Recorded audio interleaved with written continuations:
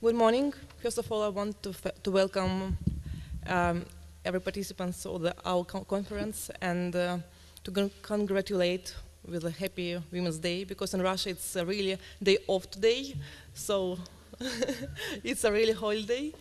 Now, and I would like to start the conversation about women's rights in Russia and to provide you with a brief review of legal regulations or the constitutional principle of gender equality, and my colleagues will continue the conversation and will talk in details about particular questions. So, as you know, I came from Russia, and we get used to say that in the previous time the Soviet Union was one of the first countries which provide real gender equality. But we have we were one of the first countries which adopted such provisions in legal documents. But was that equality a reality?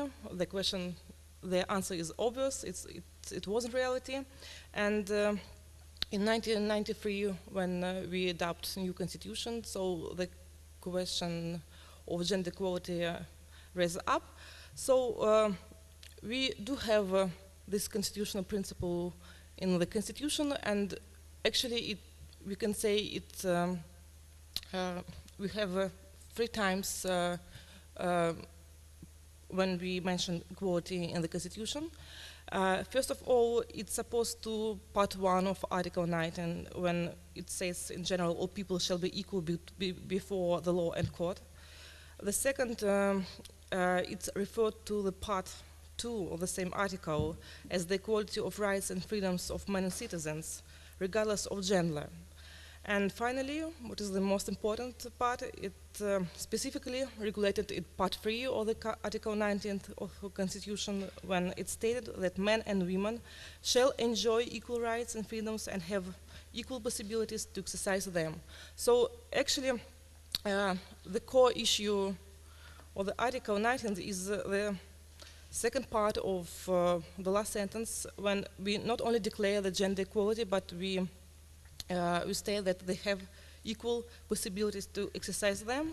So this provision is not limited only to formal legal declaration of gender equality, but indeed is intended to focus on the solution of this problem in the direction of providing actual conditions and ensuring full and equal realizations of women's rights. At the same time, the constitutional principle of gender equality, as well as other forms of equality, does not exclude legislative regulation or the different approaches for different legal groups of people. And this approach is recognized in the practice of the Constitutional Court of the Russian Federation. So we have some decisions when this question raised up. For example, in 2000, Russian Constitutional Court came to the conclusion that when providing of different retirement ages for men and women and different length of service which is required for the appointment of the old age pensions, lawmakers took a different approach based on physiological and other difference between men and women, and as well as on the basis of a particular social role of women in society associated with motherhood. So here the Constitutional Court tried to connect such legal norm with another article of Constitution, Article 38, according to which motherhood is under the protection of the state and cannot be viewed as a discriminatory restriction of the constitutional rights. And legislator provides such a decision for the meaning of this article. However, the Constitutional Court in this decision emphasized also that in future it's possible to adopt a new pension reform and to establish the same age for retirement. So it's not like a big deal in this case. The second case which I would like to mention here is the decision of the Constitutional Court in 2007. Then court said there's no violation of the principle of gender equality set out in the criminal code, prohibition of assignment of life imprisonment for women. So it's prohibited to assign of life imprisonment for women, and the court said it's okay, it's not under contradiction with the constitution, and such prohibition of assignment of life imprisonment for women is based on social and physiological characteristics of the different categories of persons and taken to build a more complete and effective solution of problems faced by criminal penalties in democratic state. Finally, we have also one interesting case, but unfortunately, due to the lack of necessary condition for the admissibility, this question wasn't raised in terms of content. It was about determining the range of subjects to be called up for military service. As we know, women are not included in the list of such people who can be called up for the military service. But following to the logics of the Constitutional Court, we can predict that the decision would be the same, and the court wouldn't find any contradictions to the Constitution in this case. Besides Constitution, we have also a lot of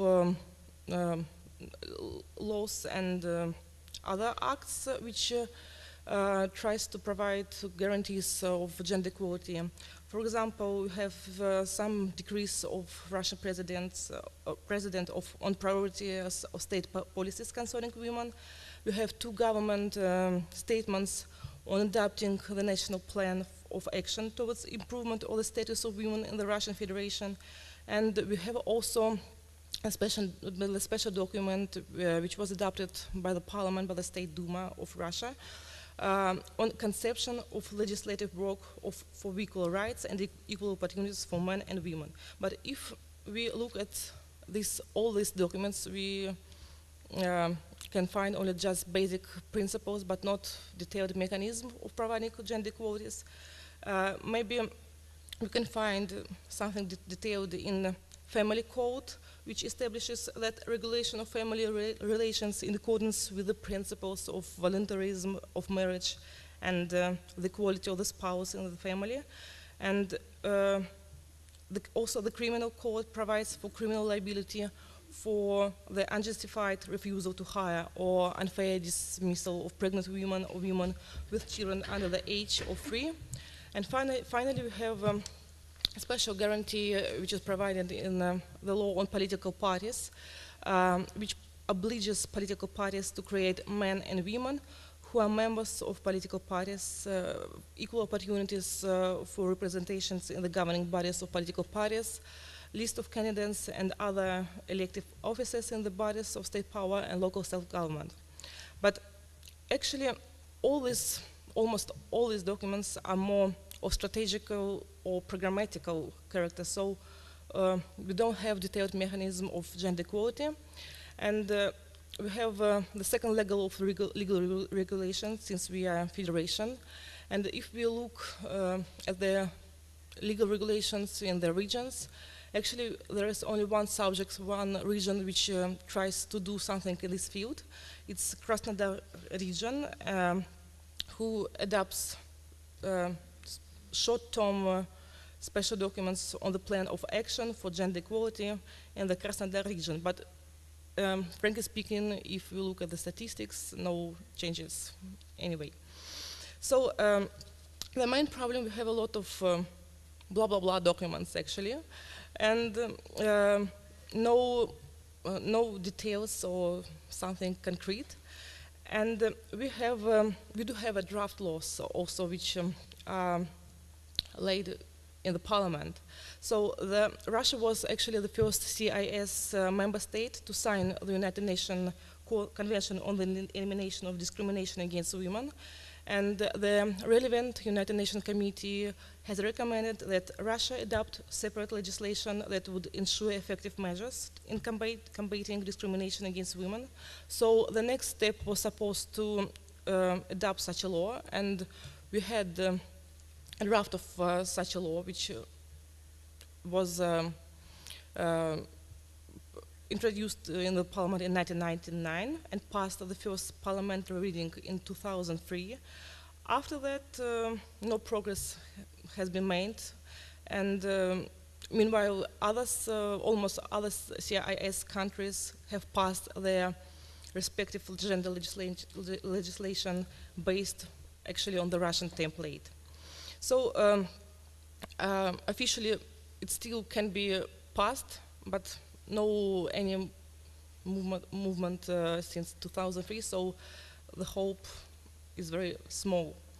And finally, we have currently a new question which is discussed now in Parliament, and it's due to the, I would say, European fancy trend, because as you know, the European Commission recommend to adopt quotas in large business companies and enterprises.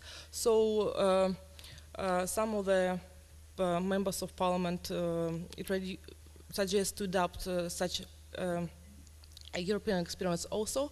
So we have a new draft law on introducing quotas in huge companies, but most of the members of Parliament refuses actually to do it. So we have it's planned to be passed in April. So we just have to wait and look what happened. But to conclude what we have, and now in Russia, as a problems of implementation of gender equality, I would say that actually we have the same problem as Poland, maybe. But the difference is, as far as I know, Poland have such positive discrimination methods like quotas, and it's very widespread to have quotas in political sphere. We don't have things like that, and I would provide like one illustrative example.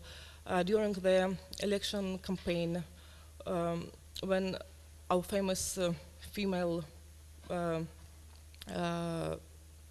governor for St. Petersburg was elected, so it was very famous slogan that the governor is a male job. So the slogan was used by the opponents, and actually it's very illustrative to show gender stereotypes in politics. So to come to conclusion, I would say that gender inequality actually is based on unequal positions of men and women in the economy and traditional division of gender roles. But cultural traditions or economic practices cannot change overnight, and for these reasons we should imply national policies, and such activities should have long-term prospects. So actually we do also have a lot more questions than answers, but we still have a hope. Thank you.